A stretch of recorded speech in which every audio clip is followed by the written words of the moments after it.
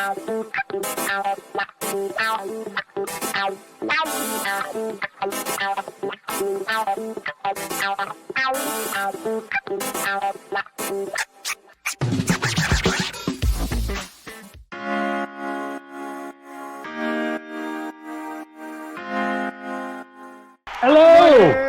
I've been enjoying it so much. The guy from Hunger Games you had, you get fantastic guests. Yeah. Fantastic discussions. Yep. Thank you. Mommy's so proud. So proud.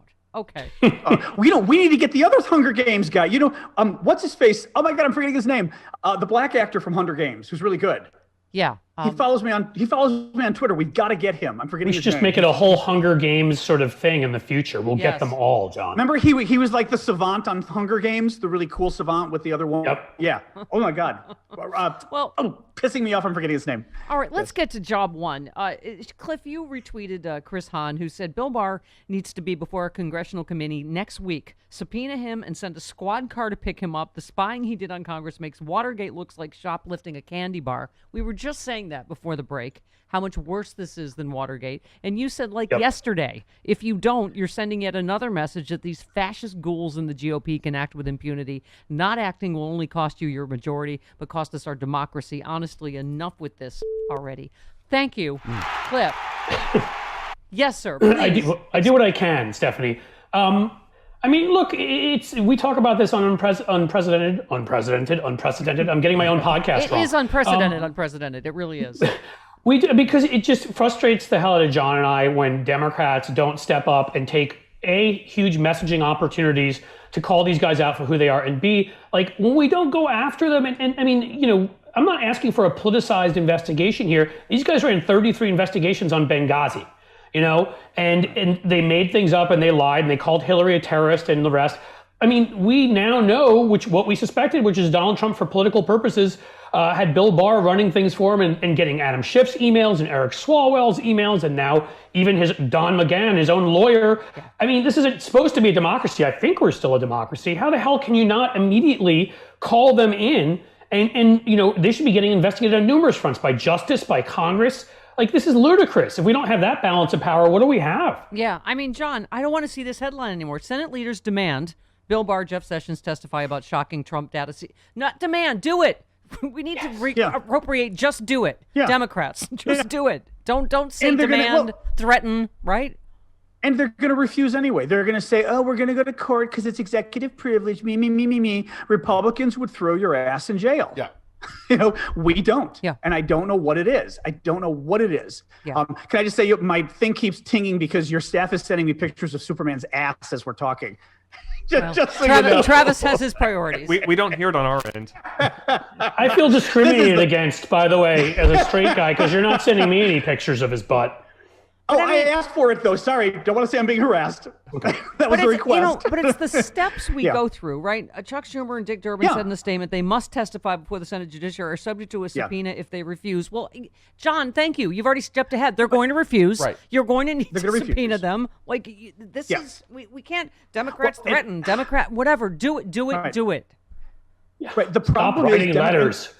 Right. No, but the problem is, and Democrats I had this fear going into impeachment. I will admit, I thought, you know what? We're not going to get him thrown out of office and it's going to blow up in our face. It ended up not blowing up in our face, which is good. I was wrong about that. But Democrats have this fear that, oh my God, if we get off of the messaging, we're going to die. The messaging is the economy. The messaging is COVID, or we're going to lose the election. And they think that, now mind you, they might be right. We suck so bad at messaging that the Republicans will paint us as, oh, look at them. They're just looking at vendettas. That's all they're doing. They're going after Trump. They've got Trump derangement syndrome.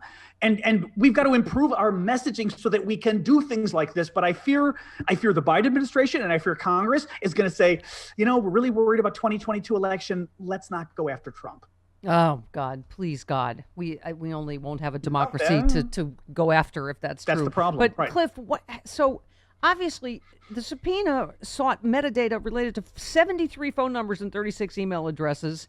The IG, Michael Horowitz, announced he will be investigating. That's not enough. But Sessions, Rosenstein, and Bill Barr have all said they had no knowledge. How credible is that to you, Cliff? Well, I mean, nothing. If Bill Barr said, "I like the color blue," that's not credible. Like Bill Barr opening his mouth and making any statement, I just assume immediately is a lie. None of them have any credibility, but there is the scary possibility that this was going on. They didn't know about it because not only are they ghouls, but they're incompetent ghouls, and somebody else could have had another agenda going on. I mean, and again, I just will quickly bring it back to the Democrats. Stop threatening, stop writing letters. Remember Susan McDougal who wouldn't testify against Bill Clinton, and she's coming out with a ball and chain in her leg and they put her in prison? Right. This is what drove me crazy during impeachment, and I know why John was skeptical. If they won't do what they're required to do by the law, throw them in prison. Be aggressive. Yeah. Talk to the American people and say who they are. They are Trumpian terrorists. That is the way they're behaving, who are, frankly, are committing treason if they don't want to know who attacked our democracy.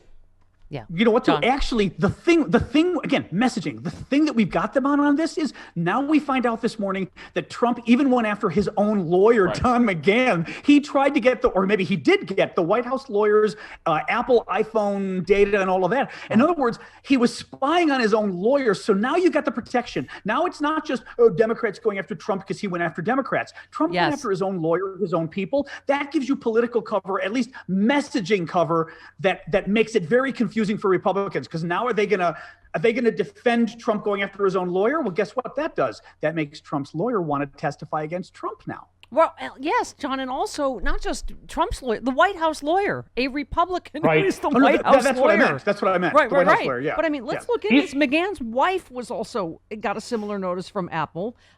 The gag orders for subpoenas may be renewed for up to a year at a time, suggesting prosecutors went to court several times to prevent Apple from notifying the McGahns earlier. So let's look at when, too, right? Manafort had just been hit with new fraud charges unsealed the day before the subpoena for McGahn, right? Mueller's investigators were closely scrutinizing some of his communications. Another roughly concurrent event was around that time. Trump had become angry at McGahn over the Russia investigation, right? That was the whole ordered him to fire Mueller, and then Mr. And Trump he said, had ordered. No, we shouldn't do it, and I'll quit if you make me do it. Yeah. Right, and yes, he refused to do. Right, exactly. Trump's anger at Mr. McGahn then was after the Times article, including trying to get him to make a statement falsely denying it. Trump told aides McGahn at that point was a liar and a leaker. You tell me this was really a coincidence? This happened to be when they seized McGahn's record. Yeah. So another roughly concurrent event is the subpoena to Apple that swept up McGahn's information came shortly after another one the Justice Department had sent to Apple on February 6th for a leak investigation into unauthorized disclosures about the Russia at the same time as the Schiff and whatever one. Yeah. So, I mean, exactly. First of all, more obstruction of justice is what. And I want to be clear for people listening that when we're talking about the leak, we're not talking about Donald Trump's pants. Right. Yes. Thank you very much, Cliff. Thank you for that. Oh, all right. I had to. Thank you for that sidebar. Thank you. I can't help it. It's my DNA. I apologize. So, John, take us through this. So, as you're saying, because Chuck Grassley has already said, "Oh no, we won't be supporting subpoenas for them." No, of course not. They don't want to know anything about this or about January 6th. So what happens? So Democrats just subpoena them, and then what? Then they're going to fight it, as you just said. So what do you think happens then? What I think happens is, in the end, Democrats do a crappy job messaging, and we move on to something else. Think about what happened. What worries me is look what happened in the last 4 years, right? Trump did such a masterful job of having scandal after scandal after scandal after scandal that we not only got scandal fatigue, but we also, our attention went to the next shiny object, the next scandal after the old scandal, so that we never paid attention. I just think it's going to happen again. I mean, again, Cliff and I swear to God, our podcast has become like a master class in political messaging. Every week, Cliff and I are like, here's how you win, right? And one of the things you have to do, and think of Donald Trump this way, okay? One of the things you have to do is get a good message or two and beat it to death every day, repeatedly, again and again and again. Think of Trump. Remember? Russia hoax, Russia hoax, Russia hoax, right? Fake news, fake news, fake news. Right. He was so good. Crooked Hillary, right? He would take, now he took lies, but he would take these lies and he would beat them to death every day until they stuck.